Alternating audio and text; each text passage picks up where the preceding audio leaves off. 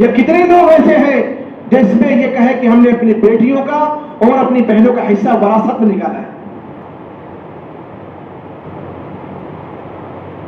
یہ اصل جو کارگزاریاں ہوتی ہیں وہ اپنی ذات کی ہوتی ہیں. ہم کہتے ہیں ہاں ہماری مسجد میں عمل ہو رہا, ہماری مسجد میں جوان نکل رہی, ہماری مسجد میں جو ہے 24 گھنٹہ مسجد آباد ہونے لگی. ارے ہو رہی, آپ کی اس میں شرکت ہے کہ نہیں؟ گھروں میں اتنے گھروں میں تعلیم ہو رہی, کیا آپ کے گھر میں تعلیم ہو رہی کہ نہیں ہو رہی؟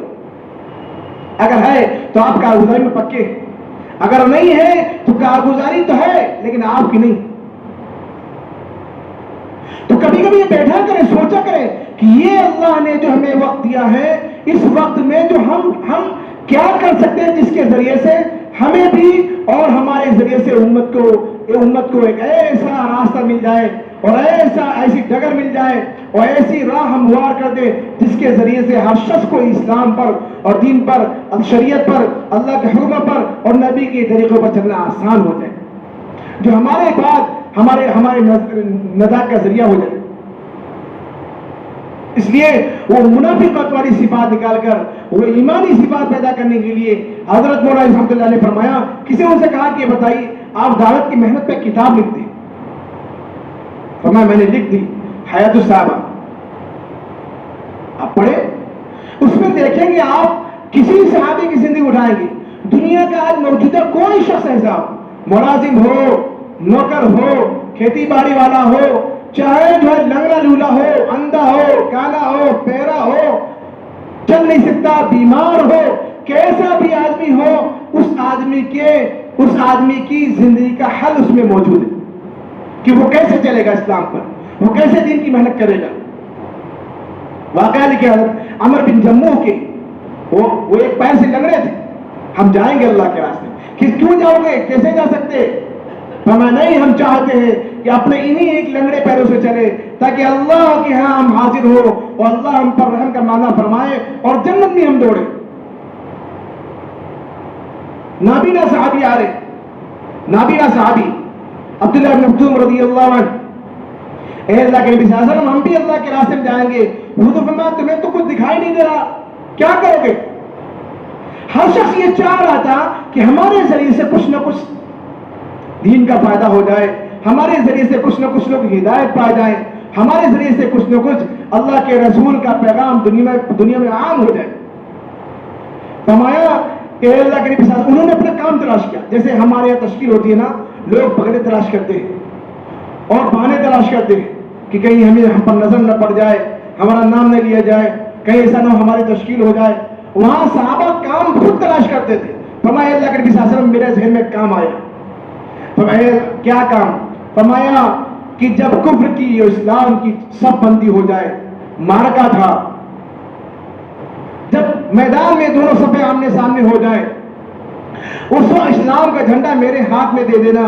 فَإِنِّي أَعْمَى لَا أَسْتَطِيعُ الْفِرَارَ فَإِنِّي أَعْمَى لَا أَسْتَطِيعُ الْفِرَارَ, میں نابینا ہوں, میرے اوپر تیر لگے گا, تیر چل رہے ہوں گے, لوگ تیر دیکھ کے بھاگ سکتے ہیں لیکن مجھے کچھ دکھائی نہیں دے گا, ہم شہید ہو جائیں گے اسلام کے لیے, ہم اسلام کے جھنڈے کو سرنے کو نہیں ہونے دیں گے.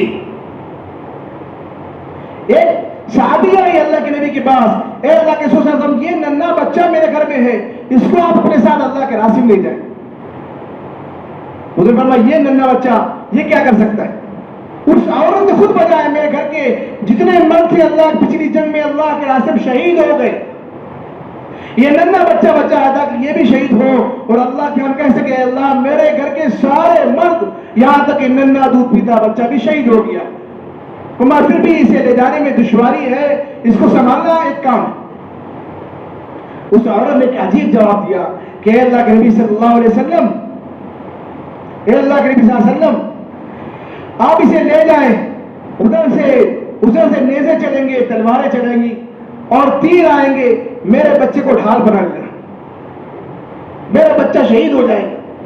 اور اللہ کے نبی صلی اللہ علیہ وسلم آپ کی جان بڑی مبارک ہے, آپ کی جان بچ جائے گی, اس کے ذریعے سے اسلام کو فائدہ ہوگا, میرا بچہ شہید ہو جائے گا, کوئی بات نہیں. یہ صاحب ہر صحابی یہ چاہتا تھا کہ میرا کچھ نہ کچھ لگ جائے. باقی صحابہ کے یہاں مقام تھا میرا سب کچھ اللہ کے لیے لگ جائے. قل ان صلاتی ونسکی ومحیای ومماتی للہ رب العالمین، میرے سارے اعمال، نماز، روزہ، زکات اور میرا جینا مرنا سب تیرے لیے، سب تیرے لیے۔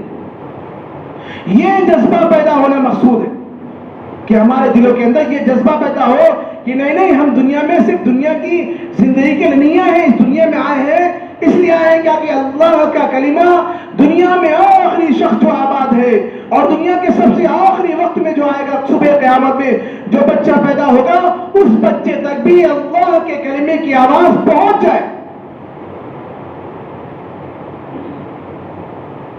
اور وہ صحابہ کا اعلان ہو رہا، صحابہ سے اللہ فرما رہے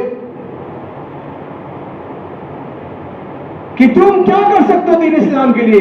تو صحابہ نے کہا تھا نحن الذی بایعوا ربنا، نحن الذی بایعوا ربنا علی الجہاد ما بقینا ابدا۔ اے اللہ کے نبی صلی اللہ علیہ وسلم، ہم نے اپنے آپ کو آپ کے حوالے کر دیا ہے، ہم بیعت ہو گئے آپ سے، یعنی ہم نے اپنے آپ کو بیچ دیا، آپ کے حوالے کر دیا، ہم خود اپنے نہیں، ہم آپ کے ہیں اور آپ کے ترکش کے وہ تیر ہیں، آپ جہاں چلاؤ گے وہاں چلتے چلے جائیں گے۔ اِلَى بَرْقِ الْغِمَادِ، آپ کہو گے سمندروں میں گھوڑے دوڑا دو، وہاں کے لیے تیار ہے، 7 سمندروں کی گہرائی تک کے جانے کے لیے تیار ہے۔ آپ کہو گے پہاڑوں سے چھلانگیں لگا دو، ہم اس کے لیے تیار ہیں۔ آپ کہو گے دریاؤں میں چھلانگیں لگا دو، اس کے لیے ہم تیار ہیں۔ کسی سے کہا تھا اپنا گھر چھوڑو اور کسی دوسری کا آباد ہو جاؤ، بڑا بار گزرتا ہے، رشتے دار، گھر، محلے والے، بڑا بار گزرتا ہے۔ وہاں صحابہ صدا کے لیے مکہ چھوڑ دی۔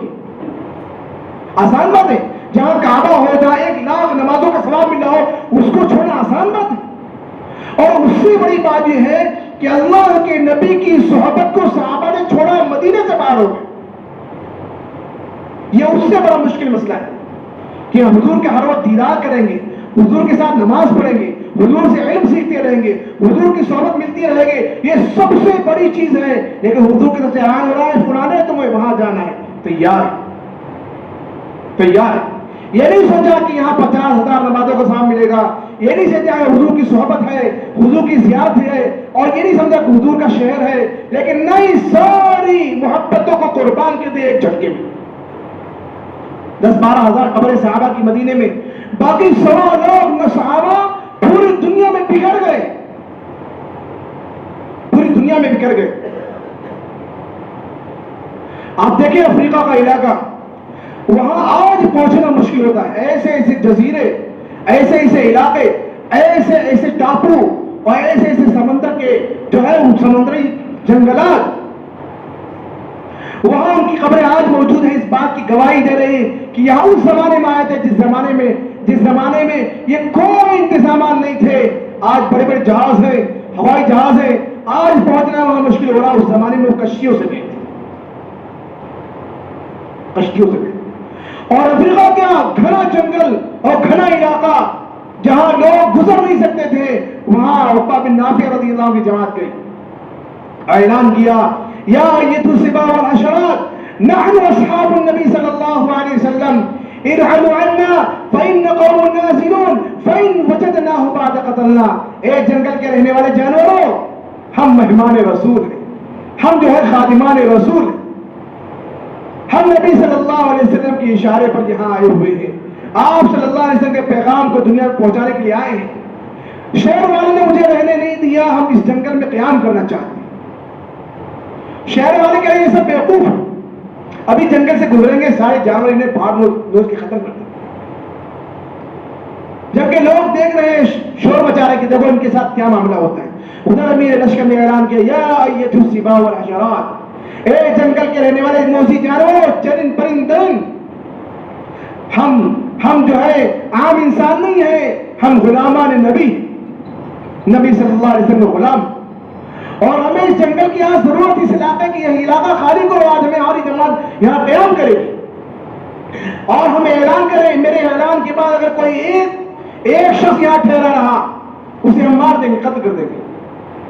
یہ ہے روایتوں کے اندر کہ بڑے بڑے اژدہے، پھاڑ کھانے والے شیر، پھاڑ کھانے والے چیتے اور جانور، یہ اپنی جو ہے اپنے بچوں کو لے کر یوں گزر رہے تھے جس طرح ایک فاتح قوم کے سامنے مفتوح قوم گزر رہی۔ یہ آواز میں طاقت یہ کس نے ڈالی اور کیسے آئی؟ یہ اس لیے آئی کہ ان کا تعلق اللہ سے تھا. ہمارے کہنے سے مکی نہیں ہلتی.